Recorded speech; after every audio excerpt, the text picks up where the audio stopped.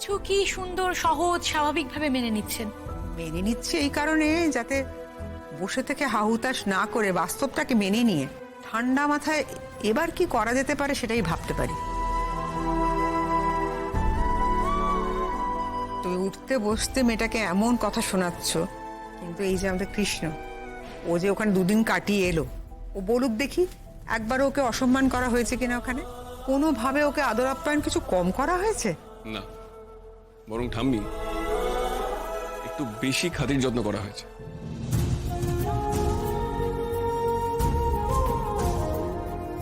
আচ্ছা, আমি তো সেটা দাবিদার নই, অন্য কেউ।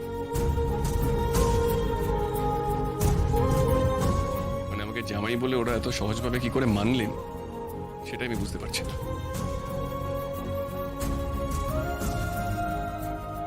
তাহলেই দেখ গ্রামের মানুষরা কতটা সহজ সরল হয়। এই মেয়েটা যথেষ্ট বুদ্ধিমতী হলেও প্যাচোয়া নয়। ও যা করে বা বলে সবটাই মন থেকে।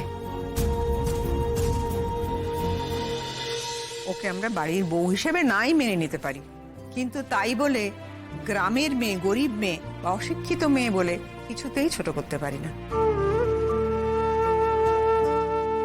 এটা সব সময় আমাদের মাথায় রাখতে হবে।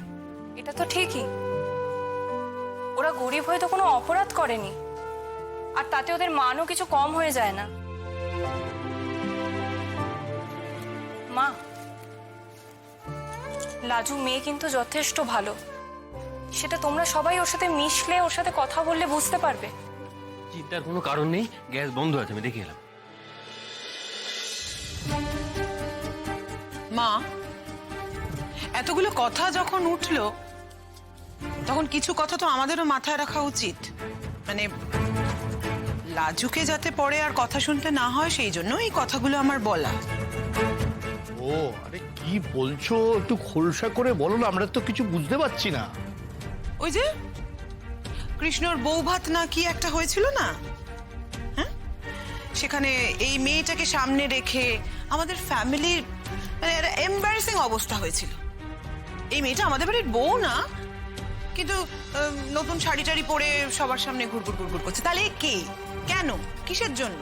দেখো এইসব নিয়ে তো হাসি মজাও কম হয়নি, সেই জন্যই বলছি যে এই ঘটনা যেন রিপিট না হয় আর কি, তাহলে পুজোর মজাটাই মাটি হয়ে যাবে।